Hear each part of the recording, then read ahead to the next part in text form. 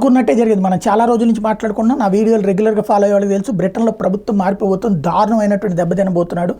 మన భారతీయుడే కదా, భారతీయ మూలాలు ఉన్నటువంటి వాడు ఋషి సౌనక్ అనుకున్నాం, కానీ అక్కడ భారీగా దెబ్బతింటున్నాడు అన్నటువంటిది అదే జరిగింది. నిన్న ఎన్నికలు, ఇవాళ కౌంటింగ్ పూర్తయ్యేటప్పటికి టోటల్గా 650 సీట్లు, మనకి ఇక్కడ 544 ఉంటే వాళ్ళకి అక్కడ 650 సీట్లు పార్లమెంటు, 326 అందులో గవర్నమెంట్ ఫార్మేషన్కి కావాల్సి ఉంది అసలైతే మెజార్టీకి.